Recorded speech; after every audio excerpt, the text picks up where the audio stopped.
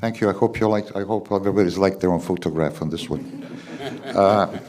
Not bad. Now we're not a good-looking group. So let's. I sort of want to split this up into two parts, if I can, and I'm going to try to ask my panelist participants in this panel to be to the point as short as possible, so we can have some interaction. Sort of the security and the views of security and geopolitics on the one hand, and the perception of security, and then the future of the post-Yugoslav states and their future and the future of Europe and how they see it in this interaction between Europe and this space, which is called the Western Balkans mostly. So let me just add, just throw a few things at you. There's the security radar of 205 of this year that has sort of shown some of the surveys of OSCE countries. And basically what it tells you is that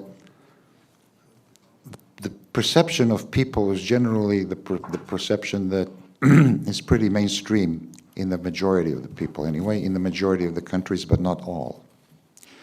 So first of all, over 60% of the people think that we're in a period of confrontation and conflict and wars that are possible. Most people feel that the major conflict is going to be between China and the United States as a new Cold War, and that this, sorry, this is going to define the way the world is going to go.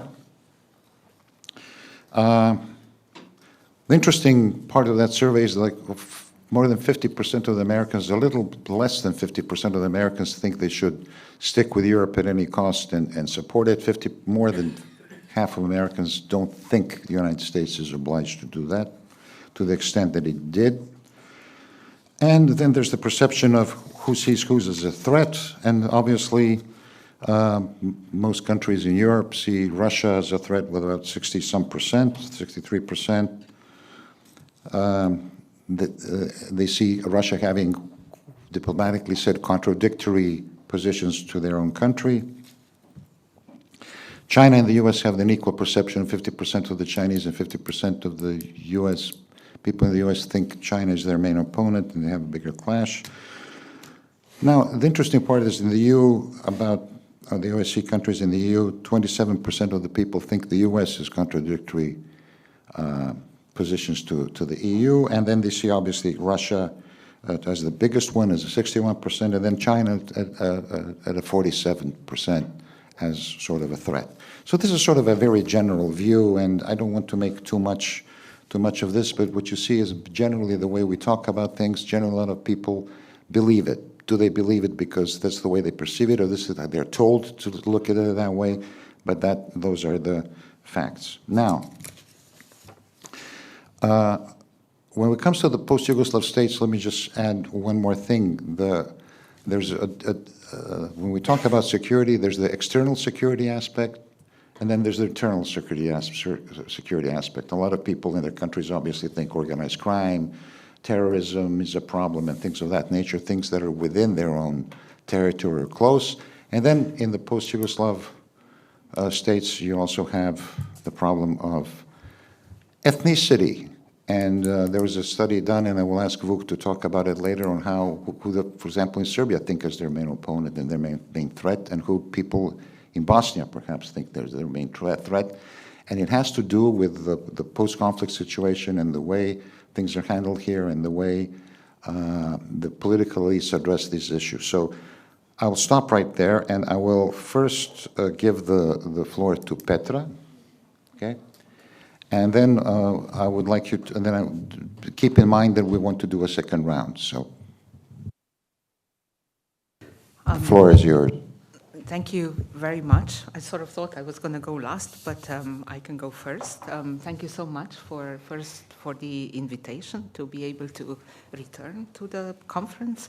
and for the kind introductory remarks. I've never been on a good-looking panel, but we can try to do that.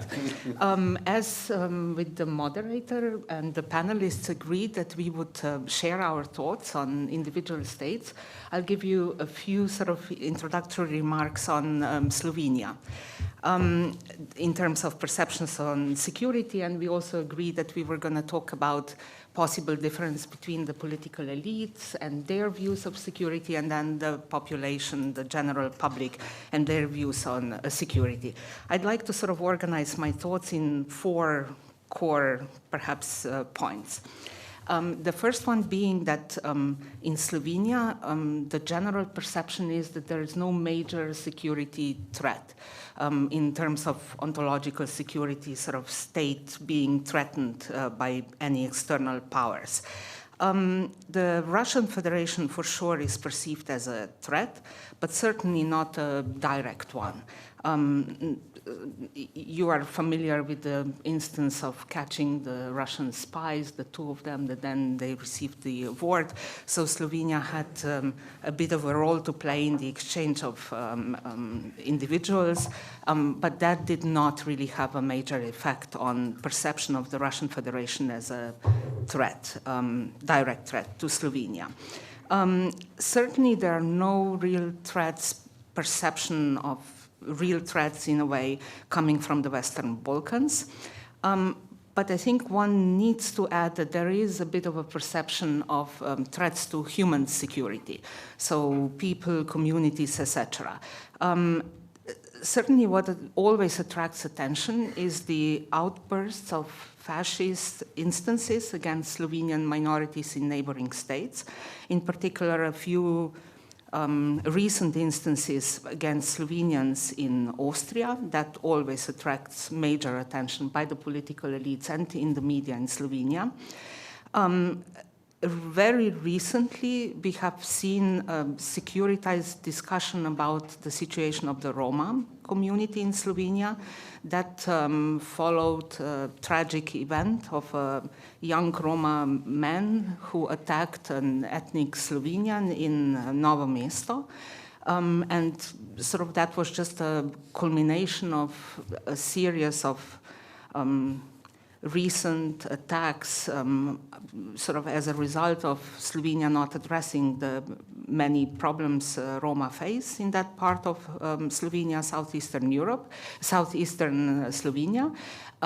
Several mayors have been calling for the government to do something about it, and at the end of October there was this tragic death, and that paved the way for an omnibus law that was passed in the parliament on Monday.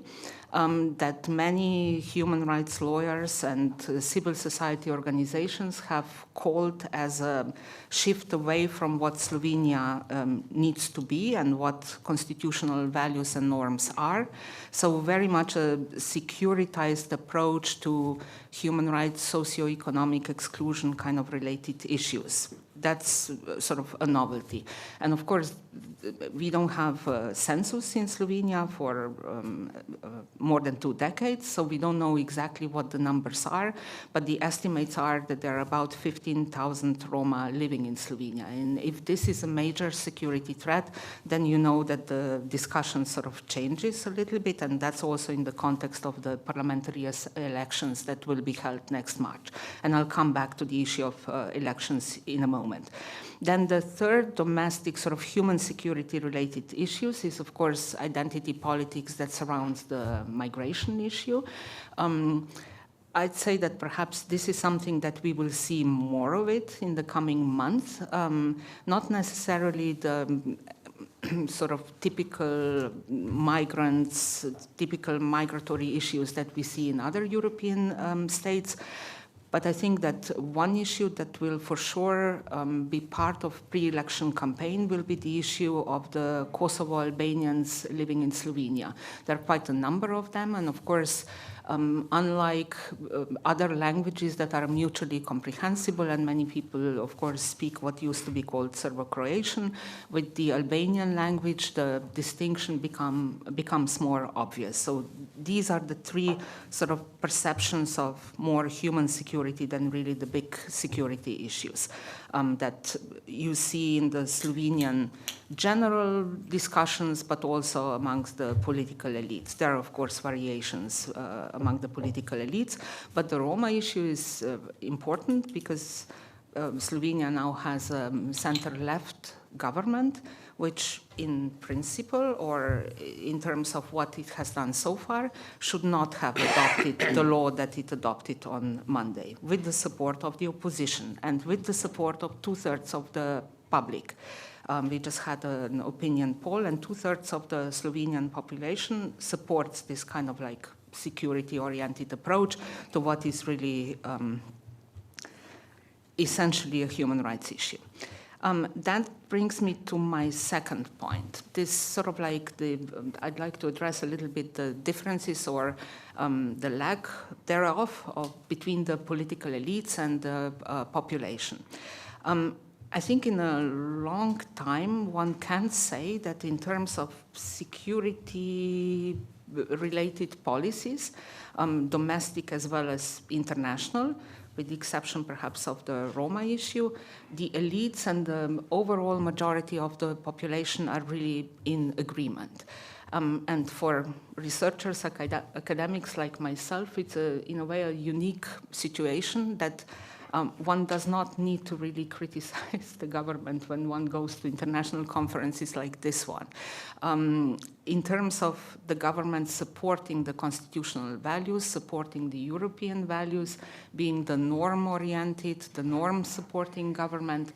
And when I say European values and norms, I don't mean some sort of Slovenian version of democracy or of the rule of law, what we've seen in some other states, but what used to be the core or what are the core European norms and values: rule of law, democracy, human rights, as well as minority rights, minority protection, although the fourth one is perhaps questionable sometimes. So when it comes to political elites, the government as well as the president, they are synchronized with what the public thinks. Even more so that when one looks at Slovenian foreign policies, the public has often requested the government to do more, particularly in the case of Gaza.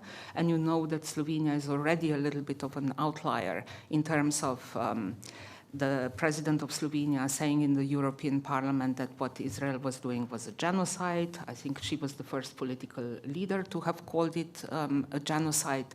Then some of her speeches, what the government is doing within the UN and also just in its foreign policy, this was often perceived at home as not doing enough and not doing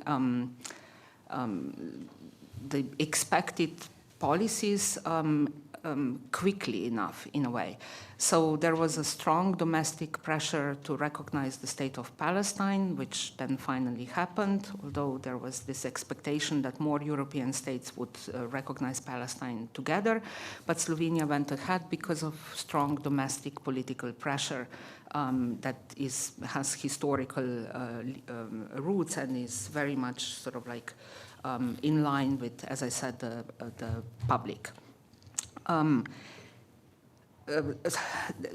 When one looks at this sort of security threats, the government and the public perhaps are in a bit of a disagreement when it comes to the issue of Ukraine. The government, of course, takes a very pro-European approach and supports Ukraine in kind as well as in policies, in value-based political support. But the public is sometimes critical, not because it supports Russia's aggression against Ukraine, but because the public really supports, and that's usually the discussion and the narrative, supports peace, So there is a bit of contradiction in terms. Of course, it's not a war between two equal states, so it's a little bit questionable, but there is always this discussion that why should one militarize, why should one increase the defense budgets if one really wants peace? Including in Europe, of course. And there is a strong pressure to put an end to this aggression. So there was quite a bit of a disagreement in terms of policies, political elites and the public when the government promised to increase the spending to 5% of GDP like other NATO states. For some time, the government was quite in a bit of troubles or troublesome relationship with the public. But the things that in the past couple of months have calmed down in a way, probably for two reasons, because both the government as well as the president reassured the public that this was not going to go at the expense of expenditure for social welfare, which is still an important value in Slovenia. And the second one is I believe because the public possibly does not really believe that Slovenia will spend 5% of GDP in the end. I have no sort of research to support that, but sort of like the way one reads the expectations or the comments and occasional discussions, one could possibly conclude that. And just recently, over the past 3-4 days, we have seen all these discussions about the first big military spending project not going ahead, the buying of, I think, 8x8 from Petra. I don't know if this is really a decision, but in the public, the public has been tested in a way. And the general support is perhaps that Slovenia does not really need to spend all this money on defense. Here it comes the interesting part that I'll move on in a second, this discrepancy between Slovenia's self-perception as a small state and Slovenia's role as some sort of a normative power recently, particularly in the case of the Gaza developments in the Gaza, but also in the West Bank. So when it comes to military spending, the discussion is Slovenia can spend all these, buy all these weapons, but it's such a tiny state that it will not make a big difference. So the conclusion could be, why then buy all these issues that will necessarily go at the expense of other possible expenditures. Point number 3, I want to make why Slovenia is a norm supporter and value-based player in the international community recently.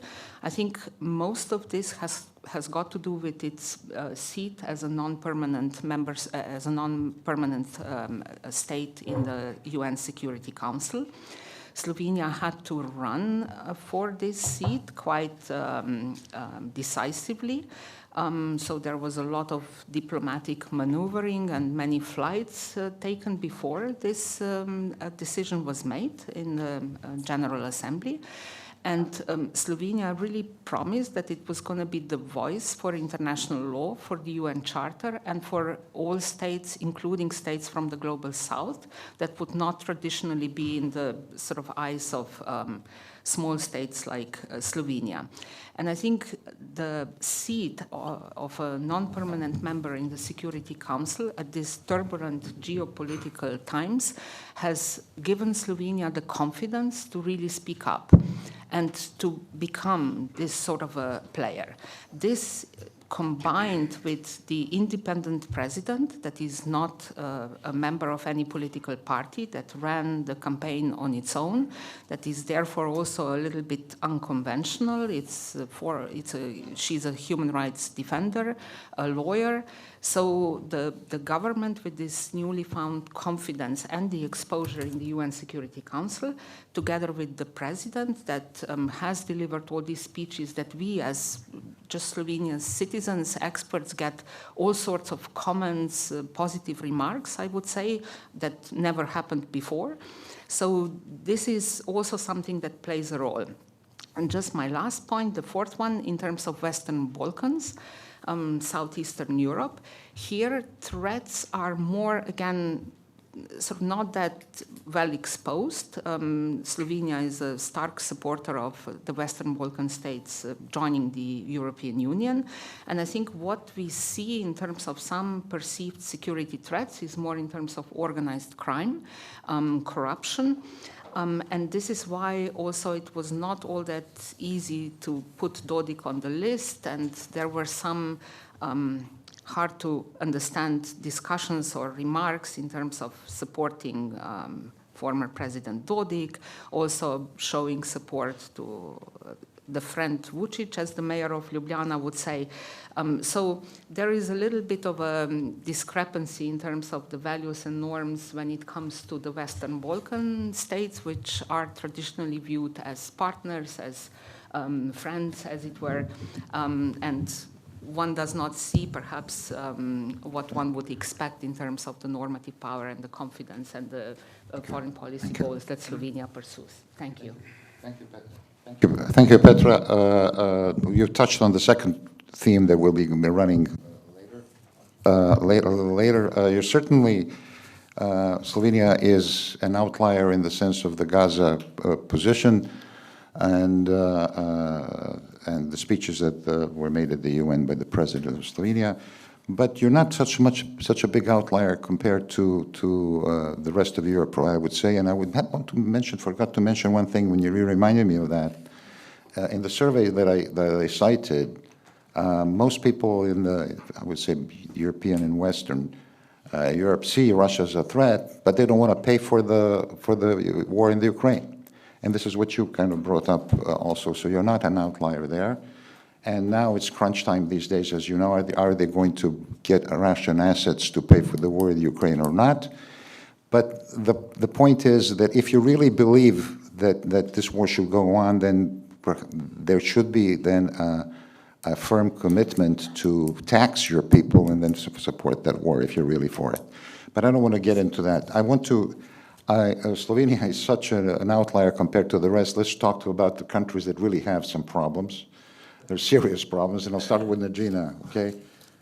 Bosnia, and then we'll go from there. Thank you very much. Well, we can almost not remember the time when we did not have problems. However, we prevailed, so it tells you something about our way of life, you know, stumbling from one crisis to another and then forgetting the previous crisis on the way. Let me start with something the diplomatic community enjoys very much, academic community does not, and that is expressing gratefulness to President Trump because of this moment of clarity for the NATO, for the European Union, but also for the region. The European security, and whether we discuss the war on the war against Ukraine or the hybrid threats, the Article 5 of the North Atlantic Charter, or the security of this region, is still impossible without American participation, and that has been the realization since many years ago, but we cannot even claim that this is a new sheriff in town. It's not, because the United States has always been a part of the European security, but it's a sheriff that has brand new guns. Probably few less than we are used to, but they're very much willing to achieve much more with using much less, and that is something we all need to adjust to. As I said, the message was clear. So I'm not going to discuss more global positions currently, but Bosnia and Herzegovina and the Balkans are a small part of what is going on in a wider scale.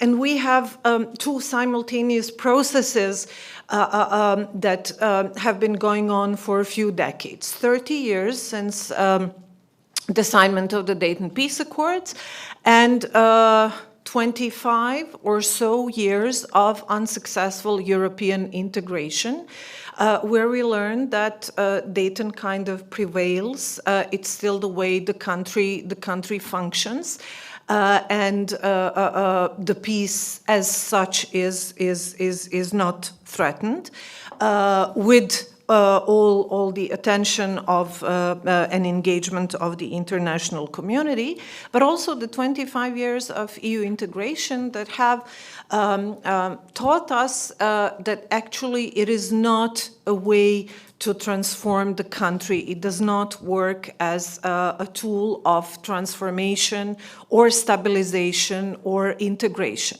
And we are not closer, I mean, despite some of the steps that took place in the meantime, we are not closer to the EU membership. Bosnia and Herzegovina is not closer to the EU membership, despite the fact that it's a candidate that waits for the opening of the negotiations, than we were, say, in 2009 or 2010.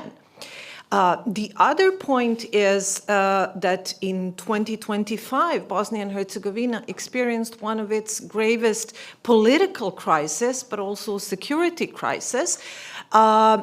Only 6 months after the head of the president of European Commission said that Bosnia and Herzegovina has achieved more in a year than in previous 10 years when it comes to European integration. So how is this all possible?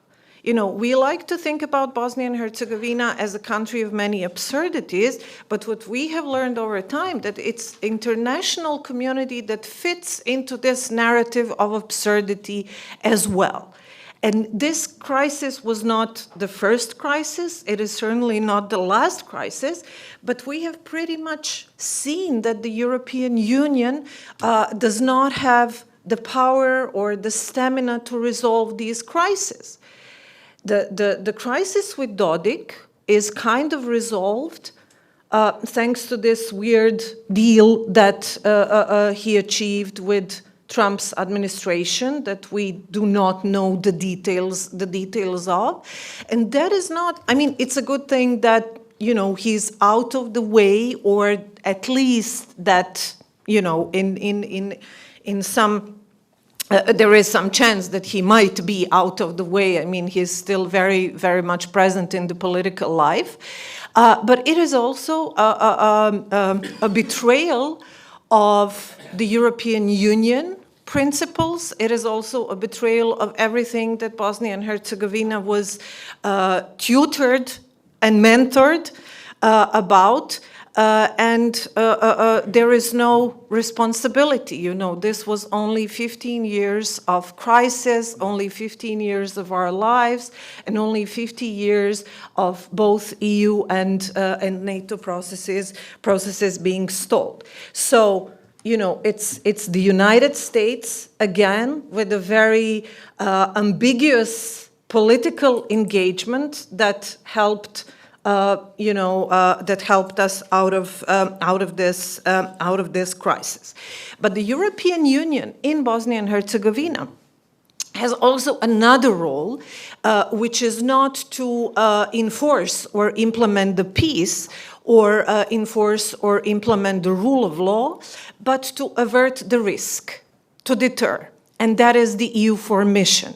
And very importantly, it's being renewed every year by the UN Security Council. It has been renewed recently. So there is a kind of geopolitical consent that EU4 should stay in Bosnia and Herzegovina for the time being, for the sake of averting the risk. But it works, but it is not without certain problems. And in Bosnia and Herzegovina, it is the international, there is a perception of different security threats which are related to everyday things, you know, whether it's organized crime, political corruption, lack of rule of law, lack of trust in police and judiciary. But the actual security risks are not defined by the local authorities, are not even defined by the local circumstances, but by the international community. So let me just give you an example. In December 2021,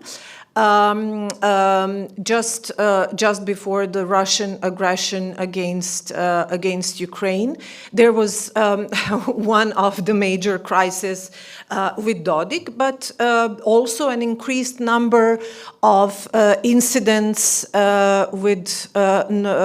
involving non-Serb population in Republika Srpska, the returnees communities.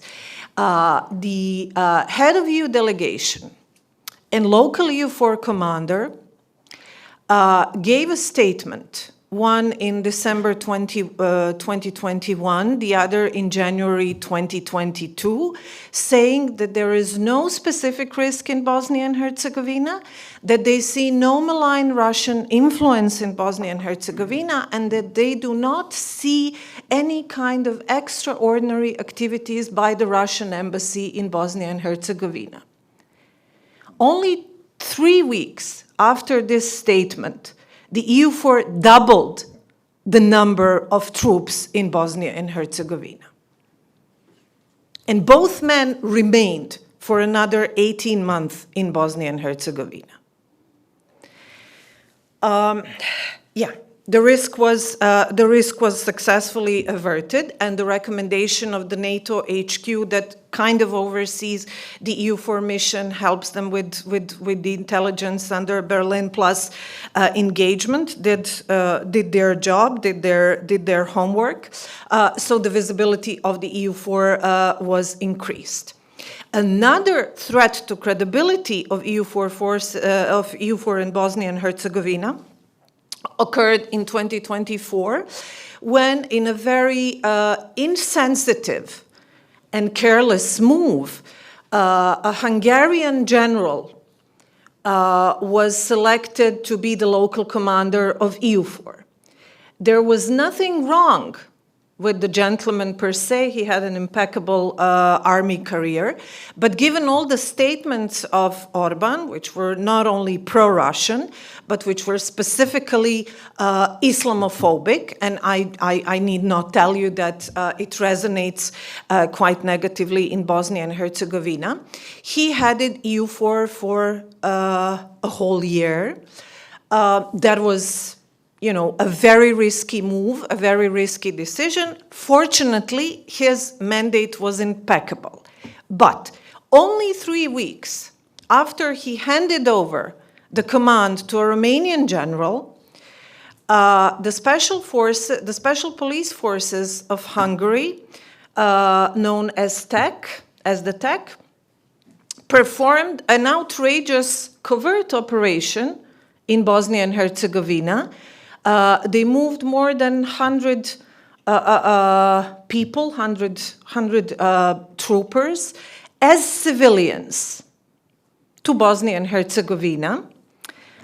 They came through Croatia, because you have to go through Croatia, in their civilian outfits, only to change their outfits once they were in Bosnia and Herzegovina, once they were in Republika Srpska, to announce that they're actually having a joint police exercise, which was not announced either to Bosnia and Herzegovina or to Croatia, which is a fellow EU member state and a fellow NATO member state to Hungary.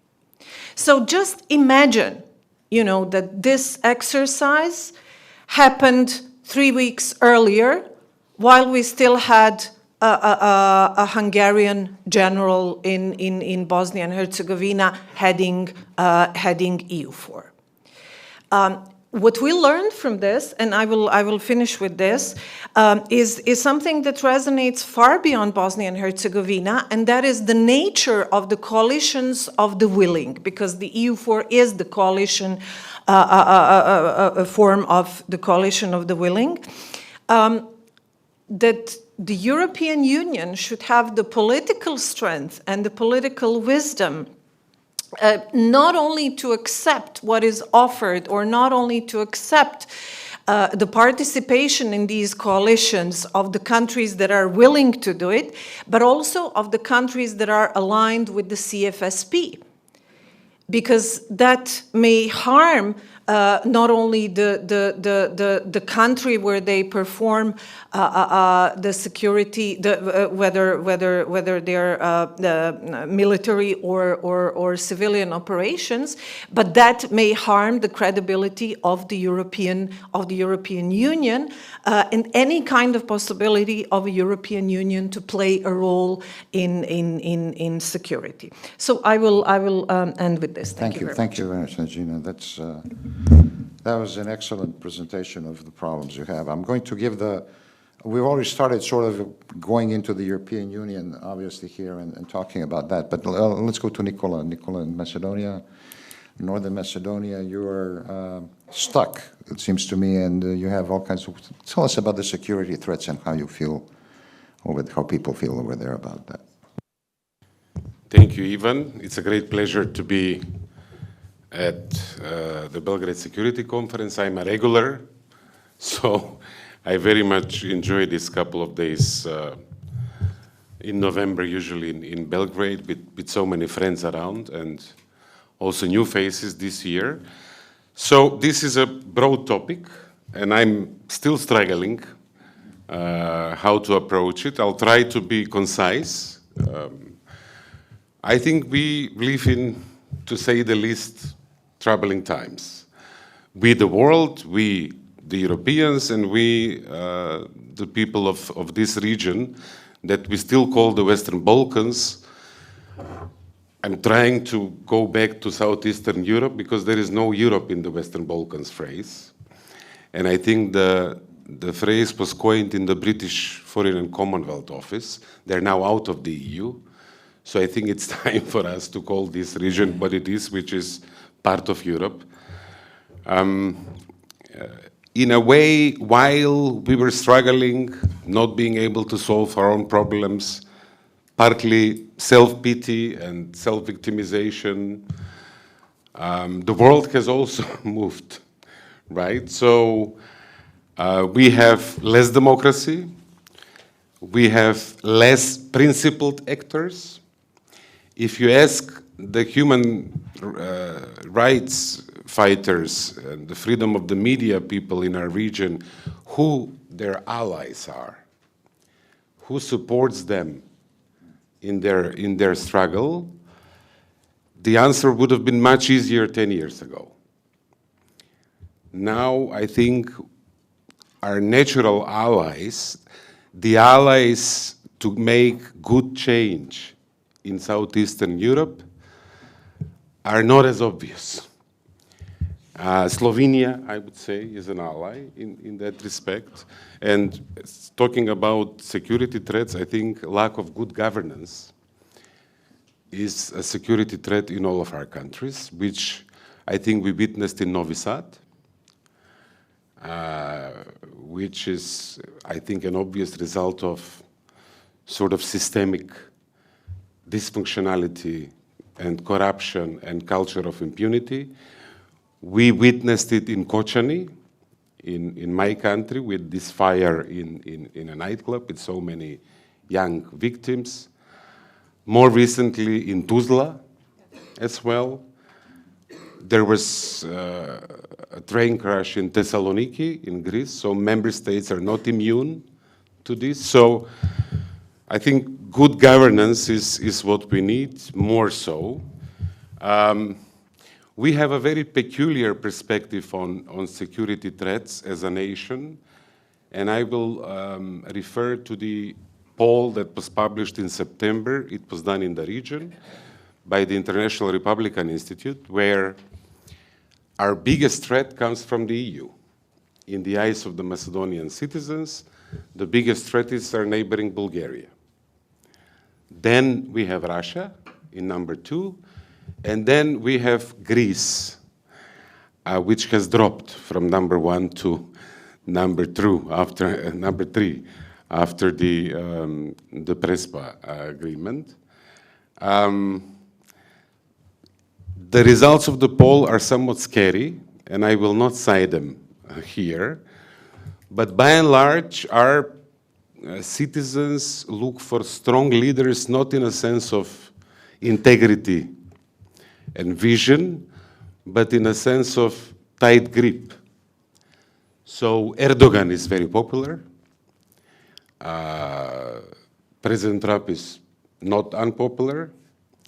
The Chinese leader shows up in this or that country throughout the region, and even Vladimir Putin as well. So I think we have this problem of not recognizing that strong grip over institutions makes those institutions weaker rather than stronger.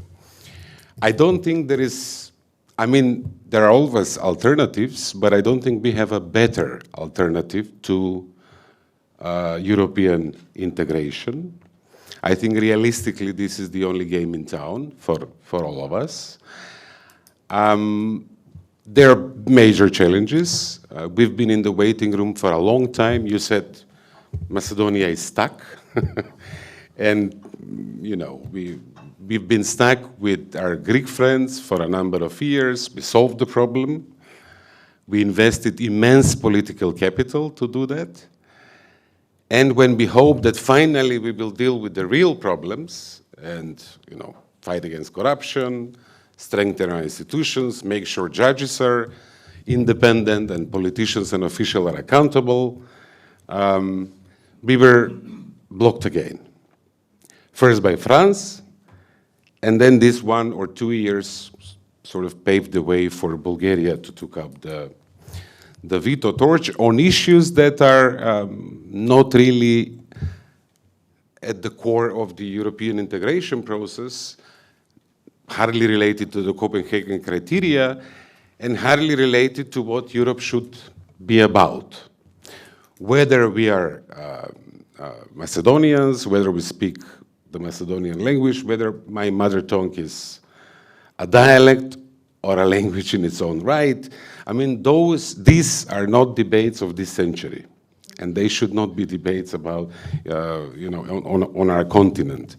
So I think we as a region have a lot to do and to grow up that includes not only the candidate countries, but also some of the member states. And I think we should target, you know, the 3 Baltic countries. I think we can learn from them how to cooperate, how to reinforce our individual strengths and networks to matter more, first in Europe, then globally. There is a window that was triggered by the war in Ukraine. And in addition, I think by the challenges in the transatlantic relations, where it is more and more obvious that Europe must assume more of the burden for its own security. And the consolidation of Europe's territory that includes our region is part of this imperative. I think for our countries, regardless of how difficult this seems, sometimes impossible, but it's also time to get our act together and see what we can do in today's rather unpredictable and shaky world where you can take very little for granted. If you cannot take judiciary independence for granted in old democracies on our continent, and this is not something new. Freedom House has registered decline of democracy in a number of years. Regrettably, we don't even have the nations in transit report anymore, which is also telling, with the cuts of the funding of the USAID, etc. So, you know, but all this, I think, can be used as a wake-up call to get our act together, become rational, and see what we can do for the benefits of our children. I know that I'm mixing the pre-agreed points that we had as a panel, sort of between the global and the national and the European. But I want to paint the perspective of this region on Europe and what Europe is about for us. We are geographically surrounded by member states. So European Union is all around us. We trade with the European Union. Over 80% of our trade is with the European Union. And not surprisingly, we have massive trade deficits. Most of the investments, with some exceptions recently with Serbia most notably, come from companies from the European Union. Our dreams and hopes for better countries and better future of our children are related to European integration and to the European Union. When we travel, we mostly travel to the countries of the European Union. Due to the deteriorating situation of our educational systems, we usually send our children to European universities. So Europe is not only around us geographically, it's almost everything. And this is not always taken into account and easily understood by officials in Brussels or in the member states, because where you're inside, you don't realize how cold it is outside. And I think we as Europeans, and I dare to say that even us from non-member states can say that we are Europeans, we have a historic task in the years that follow. How to complete our common project. And we can have a plus-plus, we can have a win-win, and we can have a lose-lose situation. It will take leadership. It will take consistency. There is a huge credibility issue on our journey. For Macedonian citizens, they are in favor of Europe over 70%. It used to be even more. But the question, do you think EU is serious about enlargement? Only 40% believe EU is serious about enlargement. Interestingly, compared to the last year's poll, this number was 34%.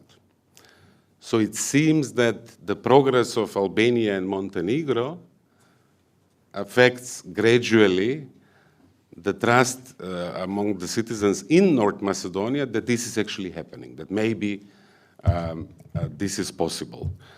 So, I mean, this is somewhat of a gloomy picture, but I think a realistic one. And maybe in the second round, we can go a bit more in details as to how to do this. It's going to be, thank you, Nikola. It's going to be difficult to get to the second round because we're sort of running out of time. And everybody's used a lot of time except for Vuk, who's going to get to talk next. Nikola, the Greeks should, he signed the Prespa agreement, so the Greeks should be thankful to him to going to third place in terms of enemies in Macedonia, Northern Macedonia. You should get a medal from the Greek government. Before I give it, I'm going to give the floor to Vuk, who is going to combine the two themes, hopefully be a little short so we can maybe have a few questions and discussion. But before that, I want to put my 2 cents in because now we are opening up the whole European integration thing. And Nikola said exactly, hit it on the head, on the nail on the head, and that was, had it not been for the war in the Ukraine, we wouldn't be even talking about enlargement today. So that's number one. That tells you a lot about the enlargement and the EU attitude towards this part of the world. So in order to build up credibility for Ukraine now, enlargement has come back even to the Western Balkans. The EU dealing with the Western Balkans and the enlargement process I will describe, and I want to be provocative on purpose. I do this all the time. It's been a strategy of pretend and extend. The EU pretends it wants the Western Balkan elites and the bureaucracies pretend they want to go to the European Union. The elites pretend they're reforming, the European Union pretends it believes us, and then the dates and the modalities get extended and extended and extended ad infinitum. And that's in a short, very nutshell, what has been going on for the last 20 years, because let's face it, after the Salonika summit, only Croatia really went in. I don't count Slovenia, it was a part of the Big Bang. So the way it should be approached is by accepting the fact and the evaluation that it has been a failure. It was a big failure. And unless the European Union thinks about why that happened, and the people in Brussels think about why that happened and what they're going to do about it, we're not really going to progress in a substantial way. So I'll end there. Vuk, please combine these two themes and then we can move along. Yes, thank you very much. Now, even at the beginning of this talk referred to that Friedrich Ebert Stiftung European Security Radar public opinion poll, which was published in late 2024, even though before Donald Trump entered into the Oval Office, but still some of these findings were indicative about how both the society and how the elites in this particular country think about international affairs and global security and their own place within it. One thing was very specific in that was that Serbia was second. I don't bother memorizing the exact numbers, and its point was given the passage of time. But Serbia was second behind Turkey when asked whether the country has the international status that it believes it deserves. It was second only behind Turkey in the number of people who are disappointed, who believe that their country is under-recognized in international affairs. And that tells you something about the complexity of this country. Živorad Kovačević, who was the last Yugoslav ambassador to, the last former Yugoslavian ambassador to the US, famously wrote how the regime in Belgrade during the 1990s constantly vacillated between extremes when dealing with the West. It was either too arrogant or too subservient. Well, to be frank, I think that there is more to that rather than just the boorishness of the 1990s regime. I think that here, Henry Kissinger famously said that Germany was too big for Europe, but too small for the world. In a sense, in case of Serbia, we can say that the country has a paradox. It is in European and global affairs, it is a statistical error. It is marginal, but when it comes to the Balkan affairs, it is the decisive country. So that creates a psychological paradox that is very difficult to handle, both if you're a Serbian policymaker as well as if you're an outsider who have to deal with this small but potentially restless country.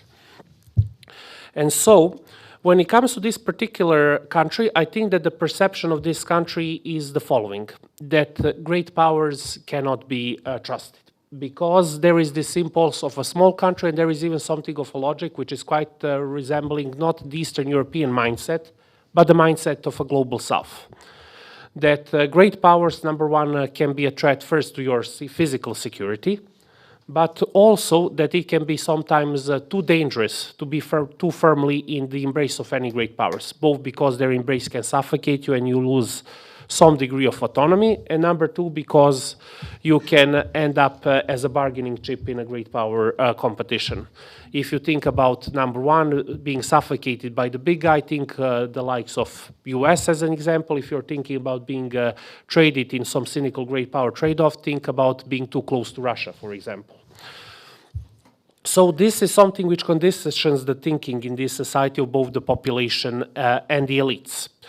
I think that there is a high degree of mistrust in the existing multilateral institutions, and the European Union is having a very bad day when it comes to its prestige in Serbia.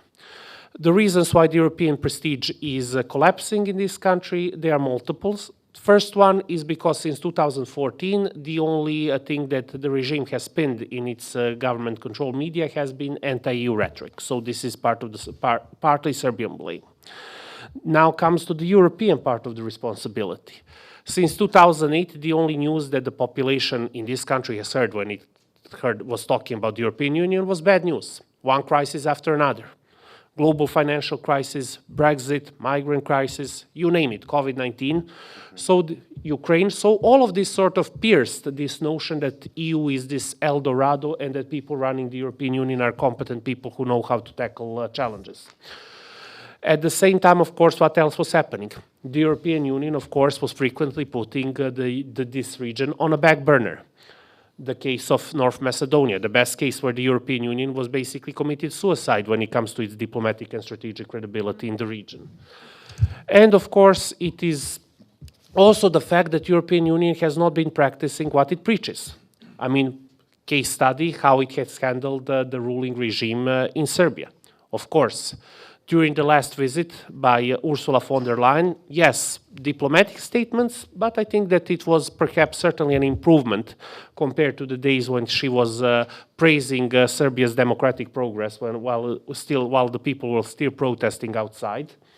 So, yes, but still the message was still painful. The message was, we are becoming more aware what is happening in Serbia, but it is your responsibility to handle them. So, this perhaps gives me the only, I would say, the sign of positivity that I'm currently extrapolating for myself from these ongoing protests and from the ongoing political crisis, is that Serbs who are protesting, they're not protesting on behalf of any fluffy, feel-good liberal slogans about liberal futures. They are doing what, as the Americans like to say, pick yourself up by your own bootstraps. So that means they are protesting on behalf of common sense, on behalf of decency. They are saying, this is our backyard, this is our country, we are fed up with this, we are doing our own cleaning. So this is perhaps the greatest signs, despite all the frustrations over the fact that this political process is taking too long. This is perhaps the biggest signs of positivity which can be extracted, I think, from the ongoing Serbian protest, that this type of mindset is kicking in.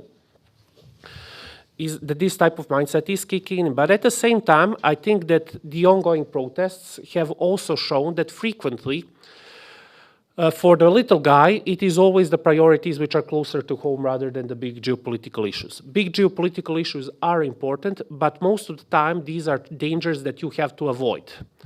Basically, you're a mouse in a cage of lions, so you have to just avoid them. So this is the basic logic.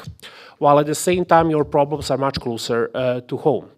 And on this point, I think that there is this mindset where the population here is primarily worried about issues of economic performance, socioeconomic stagnations, the quality of political institutions, the quality of governance, responsibility and responsiveness of local political elites. And at the same time, I can also tell you, I think that we are seeing something else as well. Yes, while there may be cynicism towards the European Union, I think that there is still, at least unless the public opinion polls have changed, there is also an awareness among the public that the welfare of their own welfare is still dependent on the outside world.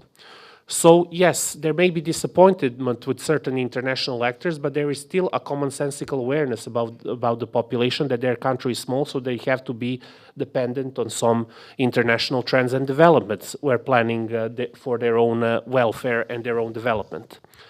And at the same time, there is a growing, I would say, this is also something where paradoxically, the global affairs and probably domestic concerns will meet in case of Serbia is the new form of environmentalism, I would say, as well.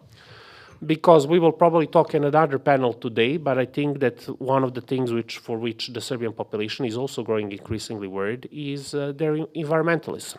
It is both the Chinese and it is also the Rio Tinto. So that tells you something, again, about the population being primarily concerned about their own problems closer to home, about the quality of life, while at the same time, the thinking goes, yes, great powers and big issue geopolitics, I mean, quite naturally, as a foreign policy scholar, I like to focus on these big issues, but of course, when it comes to societal practices, the small countries prioritize more domestic and more local issues. But for this country, at least, the whole point will be, first of all, how do we get our own house in order? And then, of course, how do we navigate in an increasingly unpredictable and volatile world where it does not appear that you can actually rely on anyone? And of course, this is the big paradox with which, as I said, I don't want to make this solely about Aleksandar Vučić and in the incumbent regime. This incumbent regime has preoccupied the past 8 years of my life. Okay, it provided a lot of reading and writing materials, sure. But then again, I also don't want to make this solely about the incumbent regime. I think that there will be problems, both domestic and international structure, which will remain in place. And so this will create the challenges with which the successors of this regime will also have to deal with. And on that point, I will end. Thank you, Vuk. Now, the Džima has had the least time, so please, in about 2 minutes, and then we can have a discussion. Let me just add something on the enlargement. This is probably one of the few times in European and Balkan history where we are all together on the board and in the same kind of trouble. And the way out is the way out together. It is not necessarily the EU membership, but the consolidation of Europe. And since 2022, since the aggression against Ukraine, the European Union has devised this something that I call two enlargement policies under one roof, because in Bosnia and Herzegovina we have the principles of two schools under one roof. So children who apparently speak different languages go to same school, but in different shifts. So this was pretty much the idea of the European Union. So Ukraine, Moldova, later on Georgia are apparently very successful when it comes to their European integration, while the Balkans were not. So it took a lot of patience to take these statements seriously and not to react rudely, trust me. Especially for people from Macedonia, from Montenegro, from Albania, that was really very, very offensive. But also for Bosnia and Herzegovina, because we were waiting through this stabilization and association process for 15 years almost to have it implemented. So again, thanks to Trump, we have this moment of clarity where European Union actually had to or has to recognize that on one hand there is Ukraine with this idea that once the war stops, they will immediately become an EU member state, which is not going to happen. But Ukrainians believe so, and the European Union feeds this belief because they want them to endure in the fight that they are pursuing.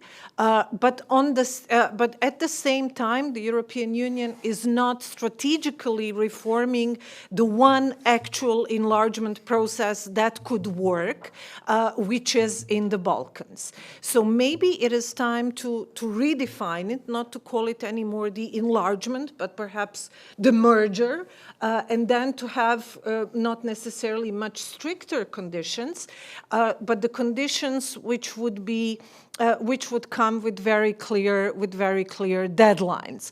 And this is something that should probably be offered to a new generation of politicians or a new generation of political activists, because when there is a huge capital when it comes to support for the European Union, but there is also not a belief that the membership will happen. So when you ask people in Bosnia and Herzegovina whether they support it, it's usually above 75%.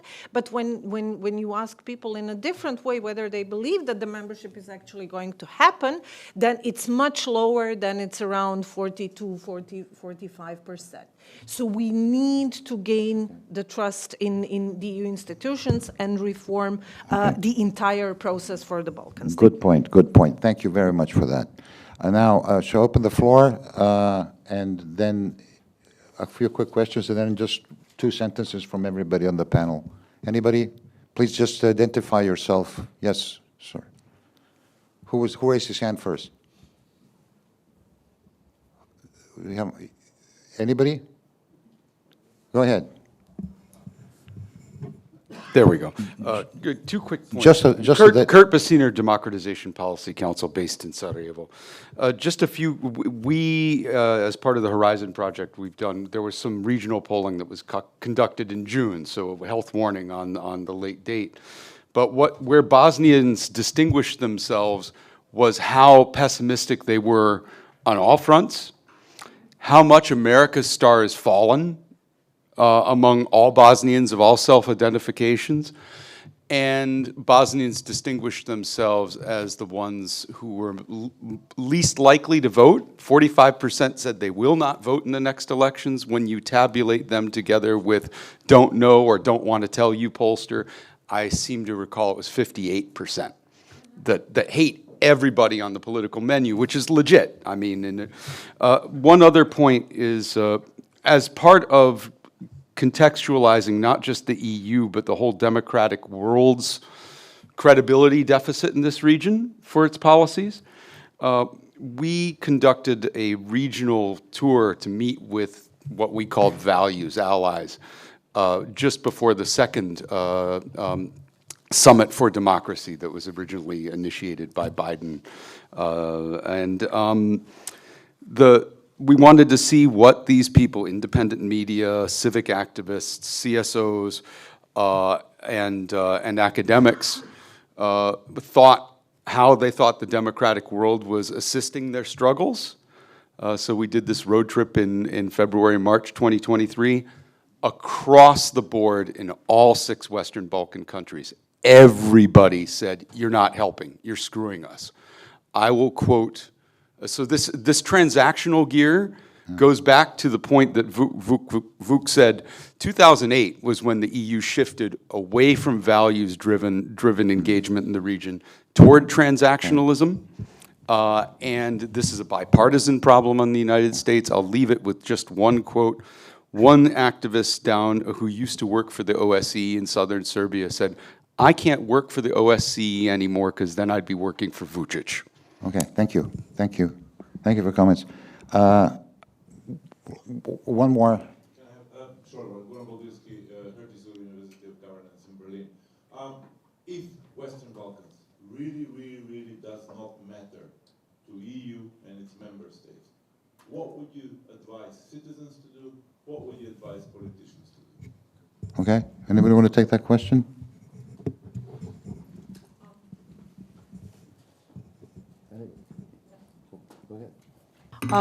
Exactly what people and students in Serbia are doing. Okay, that was a quick answer and to the point. Want to give the panelists one more sentence? Anybody? Petra? It's in a way a pity that we don't have enough time for discussing the EU enlargement. I think this value-based approach to conditionality that was applied inconsistently, that created double standards, that opened the floor for bilateralization of issues that were brought into the enlargement process, this approach has created just so many negative effects that both states wishing to join the EU, or the societies, I'd rather say, because politicians in captured states may not necessarily wish to join the EU, so that in societies wishing to join the EU, and on the other hand, the EU that geostrategically probably should enlarge, requires a new approach, a different approach that will reach out to the societies, because how can you change the situation if the state is captured? It's difficult to fight for rule of law, human rights, independent institutions if you have no rule of law and no independent institutions. We see the developments in Serbia in a way. So I think that perhaps more reaching out to the people to support for independent media, quality education. I work at the University of Ljubljana, where we get all these students from Western Balkan states, increasingly so, and many wish to stay in Slovenia, not because they don't want to help out, but because they see no possibility for them to come with a credible CV, with a good degree, to work in their own states. And I think this is really a disaster. So if the EU wants to be a player, it needs a vision, it needs sort of a leadership with the vision, and it needs a different approach that will support the change of the society, of the people, as I said, the media, independent institutions, civil society. The US funding is out. There is a huge vacuum. Will it be sort of somehow filled in by the Chinese, by the Russians? We don't know. So the EU has a role to play, and of course to support the quality education so that people can get credible education at home and stay at home and help build their societies. Excellent point. Excellent point. Nikola, one sentence, and then there's somebody there that wants to talk. All right, Nikola first. In response to Goran's the advice to politicians, if they're not interested in our region, I think our leaders should learn very persuasive elevator pitches. One on the cost of non-enlargement towards the region. What is there to lose in today's geopolitical environment in Europe and around Europe? And also, what is it that we can bring on the table? And I think it's not too difficult to be punchy on these points. And in many ways, I think that today's window is in part driven by the need in Brussels, and some member states are part of it, to prove that they mean business, that they will walk the talk. So we need to be pragmatic. Okay, thanks. One last. Yeah, I'll try to be short. Christos Katsoulis, I'm the author of the Security Radar 2025, the big study. So two short questions. One, we had the Geopolitical Commission by Ursula von der Leyen. The Western Balkans are probably the area where the geopoliticalization of the EU is easiest. So what grade would we give the European Union for being a geopolitical actor on the experience you described? And the questions to Vuk.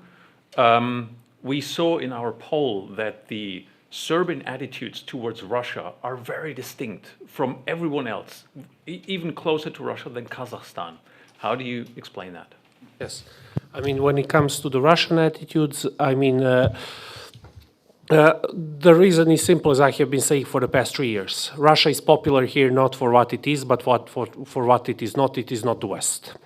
So the popularity of Russia in this part of the world has nothing to do with orthodoxy, has nothing to do with pan-Slavic brotherhood. It has to do with the frustration and 2 years, 1999 and 2008. These are the reasons why Russia is popular here at the end of the day. And this sentiment was later on just boosted, not created, but boosted by the pro-government media in this country. And at the same time, as I said, again, the analogies with the global south. Serbia's attitude towards the Ukraine war is not that dissimilar to what many in the global south have taken. Okay, in the UN General Assembly, we will vote in favor of condemning the aggression, but at the same time, they will say we won't go for the sanctions because, among other things, they will say some of the Western governments have also violated these very same norms that Russia has also violated in Ukraine. So the credibility gap and credibility problem. And as far as how would I rate the European Union as the geopolitical actor in general, 0, but only because I cannot go into the minus domain as well. Okay, good. Is that one more hand over there? All right, quick. We're ending with you, so be quick. Yes, Italian Association of Energy Economists.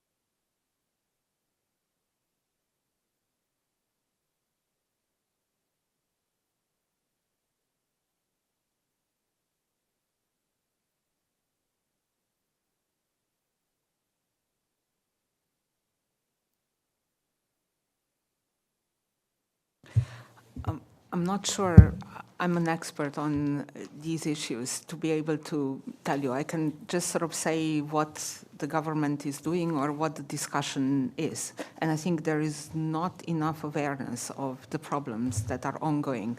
I've spoken with some of the security experts that are much more alarmed by what we get to see.